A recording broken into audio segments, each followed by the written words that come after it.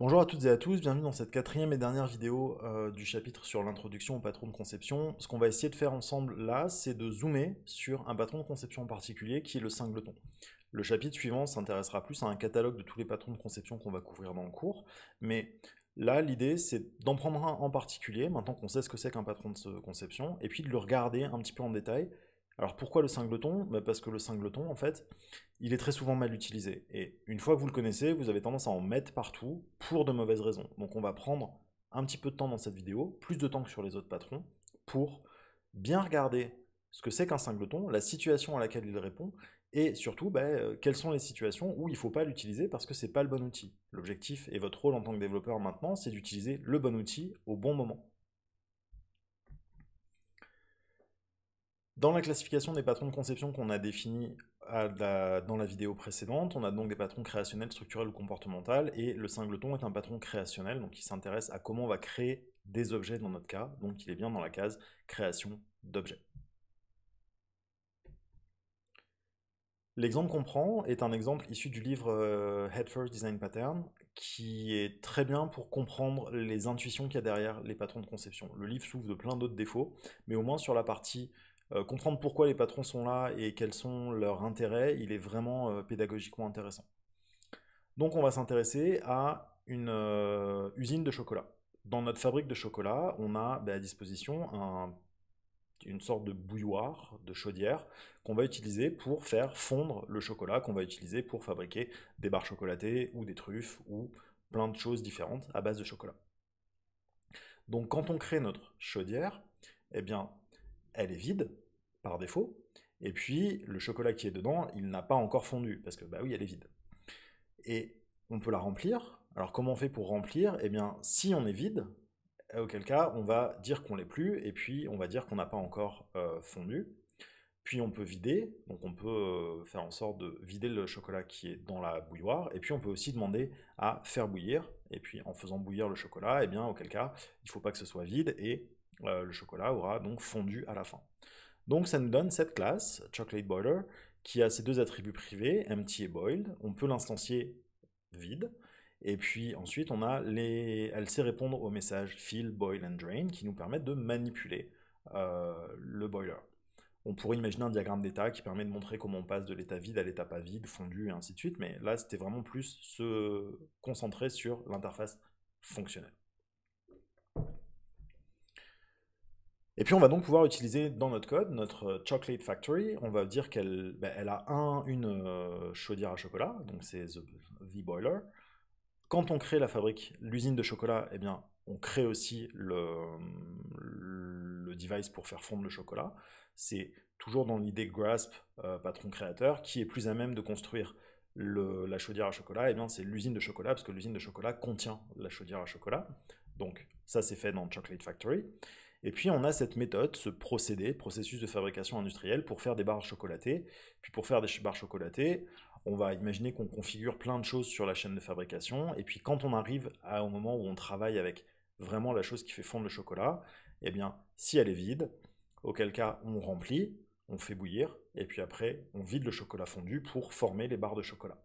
Et ça va nous poser un problème. Si la chaudière n'est pas vide, ça veut dire qu'on est en train de s'en servir pour faire autre chose, et donc si ce prérequis n'est pas satisfait, ça veut dire qu'on est déjà en train de fabriquer, par exemple, des truffes, donc on doit lever une exception en disant ah, on ne peut pas fabriquer des barres chocolatées pour le moment parce qu'on est en train de s'en servir pour faire autre chose. Imaginons maintenant qu'on a pris un nouveau processus de fabrication industrielle qui est qu'on veut maintenant non plus faire que des barres chocolatées mais des truffes. Et ce que j'ai écrit pour faire des truffes, c'est exactement ce code-là. Donc je prends ma bouilloire à chocolat, et puis si elle est vide, pareil, hein, je remplis, je fais fondre et je vide. Et puis si elle est déjà utilisée, je dis qu'elle est déjà utilisée et que donc je ne peux pas l'utiliser.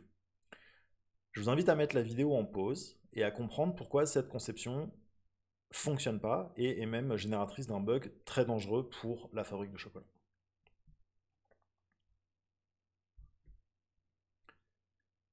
En fait, ce qui se passe, c'est que dans notre code, comme on n'a pas contrôlé la manière dont on crée les périphériques qui permettent de faire fondre le chocolat, le chocolate boiler, eh bien là j'en ai créé une nouvelle. Et donc ce nouvel objet, ce qu'on a vu dans la diapo précédente, c'est que par défaut, il est vide. Donc, ce test, il est toujours vrai. The border is empty, ça va toujours répondre vrai. Donc, je vais pouvoir demander un fill. Mais si je demande à remplir la chaudière et que ça va déclencher physiquement l'ouverture de vannes pour faire tomber du chocolat, par exemple, dans l'endroit où ça va fondre, eh bien en fait, je parlais pas forcément à la bonne chaudière, je parlais pas à la vraie chaudière. Je parlais à une chaudière qui était fausse parce c'était pas la bonne, c'était pas la vraie. Et en faisant ça, eh bien, je vais lancer l'alimentation en chocolat de la chaudière alors qu'elle contient potentiellement déjà du chocolat. Et donc, ça va m'exploser au visage, peut-être dans ce cas-là, littéralement. Donc on va peut-être aller vers un accident industriel en faisant ça. Mais clairement, c'est une erreur de débutant. J'ai pas bien lu la doc, je savais pas qu'il fallait pas réinstancier ZBoiler. Mais rien m'a empêché de le faire. Et c'est vraiment ça notre problème. On est sur un problème de création des objets. On a vu dans le patron créateur de Grasp que on devait donner cette responsabilité-là à la personne la plus à même de le faire. Donc on a dit bah, c'est l'usine de chocolat qui contient la chaudière, donc c'est l'usine de chocolat qui crée la chaudière. Mais notre conception, elle n'est pas blindée. Elle n'empêche pas quelqu'un de créer une nouvelle chaudière et donc de faire des choses avec cette chaudière qui sont pas vraies et qui sont pas justes parce que légitimement il n'en existe qu'une seule. Et donc, on a une conception ouverte et extensible. N'importe qui peut instancier une chaudière. Dans la vraie vie, il n'en existe malheureusement qu'une. Et en fait, ce qu'on a dit, c'est pas tant un problème que ça. C'est aux développeurs de faire attention. Et bon, globalement, si on est rendu à avoir une conception qui dit c'est aux développeurs de faire attention, on n'est pas dans une situation où on a un bon développement. Pourquoi? Parce que c'est facile de se tromper, c'est humain de se tromper.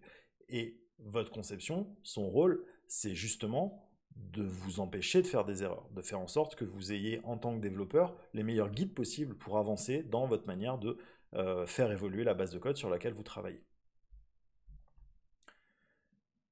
C'est en ça que le patron singleton est extrêmement intéressant. Donc c'est un patron qui travaille au niveau des objets et qui est créationnel, et dont son objectif, c'est écrit dans son intention, c'est de s'assurer qu'une classe ne contient qu'une et une seule instance, et de fournir une manière globale d'y accéder.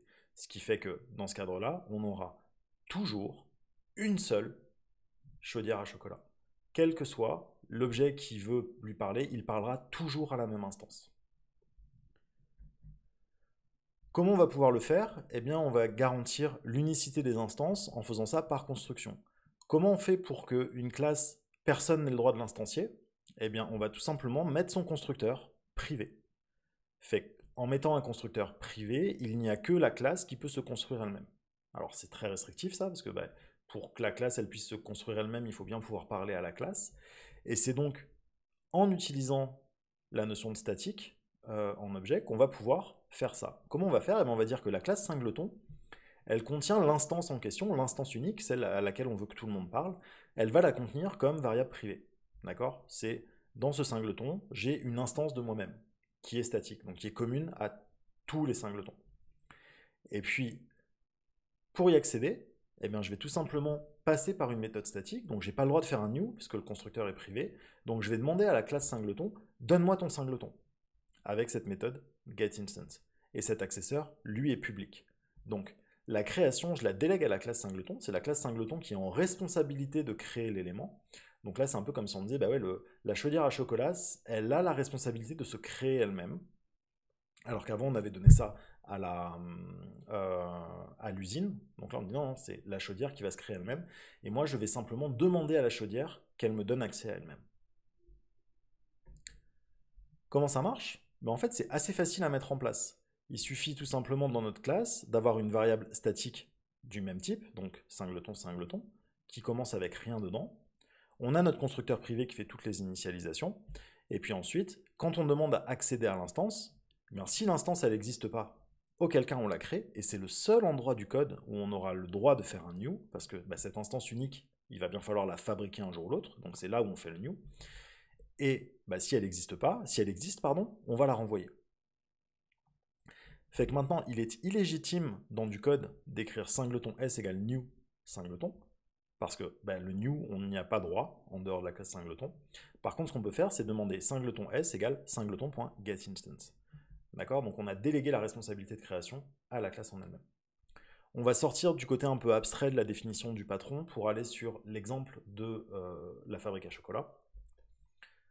Donc, en prenant ça, la seule différence que j'ai avec ma représentation précédente, c'est que maintenant, j'ai une instance statique. Ce qui est statique en UML, c'est souligné. Donc j'ai une instance statique de Chocolate Boiler à l'intérieur de Chocolate Boiler.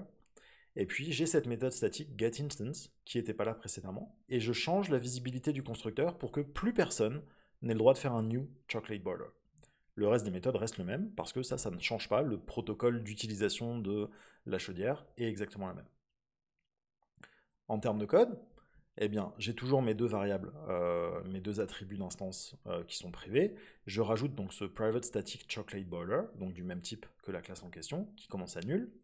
J'ai mon constructeur privé cette fois qui fait exactement la même chose qu'au coup d'avant, et j'ai cette méthode getInstance qui en gros dit si la chaudière n'existe pas, tu la crées et tu la renvoies. En faisant ça, donc j'ai plus le droit de faire un new, parce que ces lignes qui sont this.thyBoiler ou soit new chocolate boiler, elles sont plus légitimes. Java va refuser de les compiler, parce que le constructeur est privé, donc on n'a plus le droit de faire ça à l'extérieur. Fait que pour accéder à la chaudière, je dois à chaque fois demander chocolateboiler.getInstance.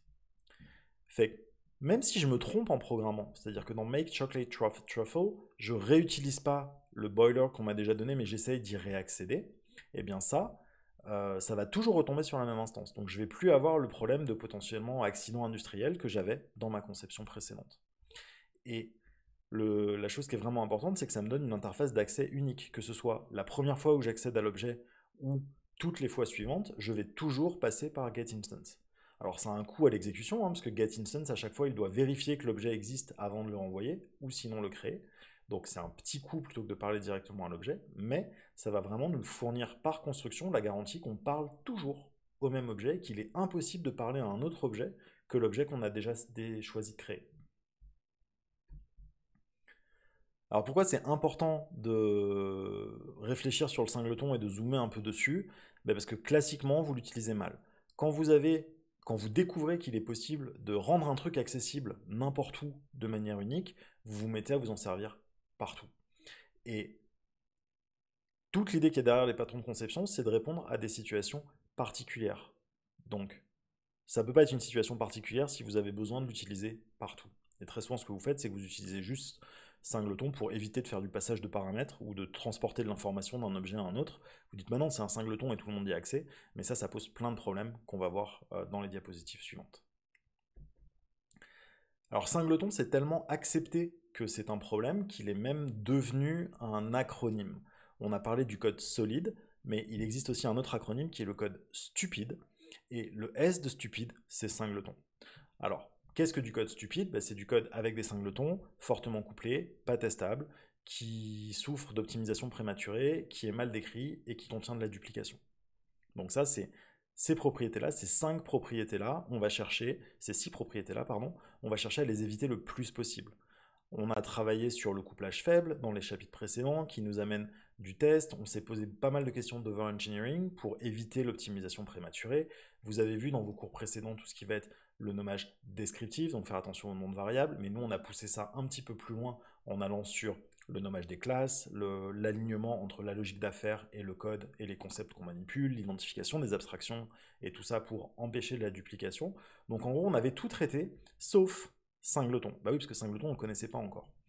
Et donc gardez bien en tête ça, singleton, c'est très souvent pas la bonne solution à votre problème. Comment on fait pour différencier le bon singleton du mauvais singleton? Eh bien, par définition, donc un singleton, c'est une instance unique et statique d'une classe. Ça veut dire que le bon singleton, il va gérer une instance à responsabilité unique. Okay, on va souvent s'intéresser par exemple à du logger, à de l'accès au matériel, à de la mise en cache, à du formatage. Tout ça, c'est vraiment intrinsèque à la notion de singleton. Et très souvent, c'est pas toujours le cas d'ailleurs, pour la chaudière à chocolat, c'était pas le cas, notre singleton, on va essayer de faire en sorte qu'il soit sans état. Le mauvais singleton, c'est typiquement un raccourci complètement goré pour arriver à ne pas passer un objet en paramètre. Si vous voulez pas transférer une information d'un objet A à un objet B, vous avez qu'à dire c'est un singleton et A et B vont utiliser le même singleton.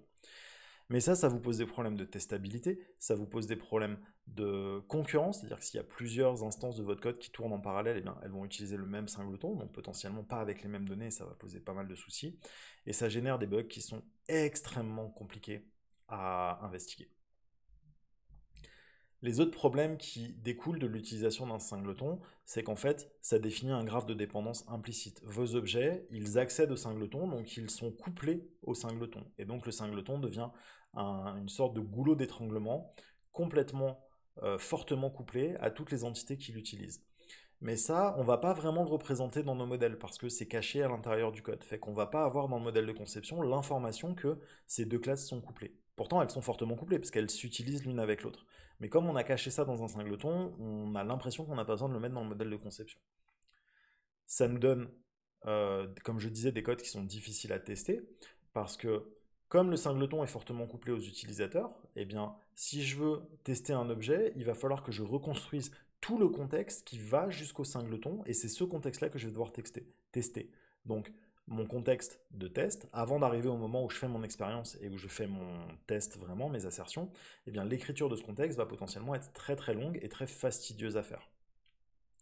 Au final, on est vraiment dans une situation où le singleton, comme il est unique à tous les éléments du système, il va poser des problèmes de sécurité à l'exécution. Si on a plusieurs fils d'exécution qui utilisent le même objet, ça peut être un problème.